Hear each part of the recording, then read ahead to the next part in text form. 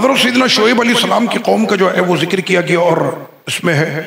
ان کی قوم کی ایک پرابلم یہ تھی، ان میں مرض یہ تھا وَلَا تَنْقُصُوا الْمِكْيَالَ الْمِيزَانَ إِنِّي أَرَاكُمْ بِخَيْرٍ وَإِنِّي أَخَافُ عَلَيْكُمْ عَذَابَ يَوْمٍ مُحِيطٍ،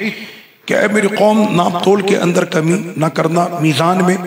اور کیل اور مکیال یہ جو کلو کے جو بانٹ ہوتے ہیں اس کے اندر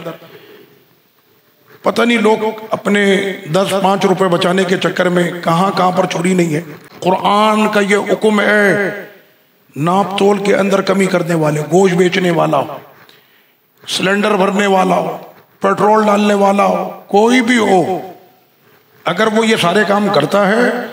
بالکل وہ خیر سے وہ جائے، حج پہ بھی جائے، عمرے پہ بھی جائے، ہر جگہ جائے۔ یہاں پہ ہوا بھر کے 10 مدرسے چلا رہا ہے، لیکن یہاں پر جو ہے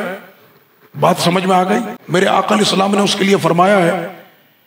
کہ ایک شخص صحرا میں آتا ہے اشعث اغبر، اس کے کپڑے غبار آلود ہیں، اس کا چہرہ غبار آلود ہے،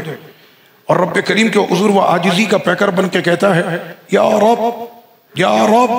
یا رب، اے اللہ میری دعا قبول کر، اے اللہ میری دعا سن لے۔ تو آقا علیہ السلام نے فرمایا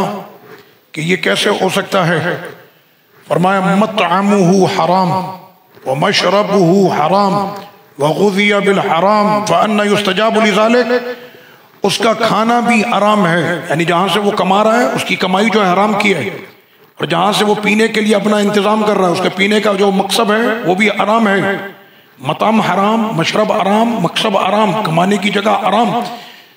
صبح سے لے کر شام تک اس کے وجود میں جو کچھ جا رہا ہے وہ سب حرام کا ہے۔ اللہ کیسے اس کی دعا کو قبول کرے؟ یہ آقا علیہ الصلوۃ والتسلیم نے واضح طور پر فرما دیا۔ تو ناپ تول کے اندر کمی کرنے والے، گوشت ملازم، یہ اپنے آپ کو ہوشیار سمجھتے ہیں، یار میں تو 20 سال ہو گئے کبھی میں گیا ہی نہیں، وہ جو وہاں پر چپڑاسی ہوتا ہے نا پیون، اس کو میں نے سیٹ کیا ہوا ہے، میری تنخواہ 1.5 لاکھ ہے، 1.5 لاکھ میں سے 25,000 میں اس کو دیتا ہوں، پورے مہینے وہ سائن کر دیتا، 1,25,000 میری جیب میں آ جاتے ہیں، اور اس وقت کے اندر میں دوسرا کام کر لیتا ہوں تو مجھے ڈبل پگار ملتی ہے۔ لوگ کہتے ہیں یار کتنا ہوشیار آدمی ہے،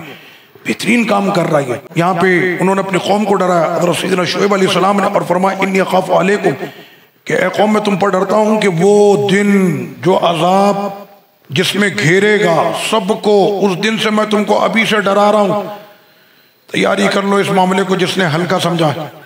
ویل للمطففین، ناپ تول میں کمی کرنے والوں کے لیے جہنم کی ایک وادی ہے جس کا نام ہے ویل۔ اللہ پاک اس وادی سے سب کو محفوظ رکھے۔ لوگ یہ سمجھتے ہیں کہ جہنم کوئی ہوگی ایسی، کوئی 2-4 لکڑیاں جل کے آگ جل رہی ہوگی، اس میں تھوڑا سا ڈال کے نکال لیں گے، یہ جیسے کہیں ریمانڈ کے اندر تھوڑی بہت ٹھکائی ہو جاتی ہے، بس رو کر کے پھر ختم ہو جائے گا۔ اللہ کی پناہ، قرآن مجید نے تو یہاں تک کہا ہے، وہ ذکر آئے گا کہ یہ کھالیں جہنم کے اندر جب جل کر ختم ہو جائیں گی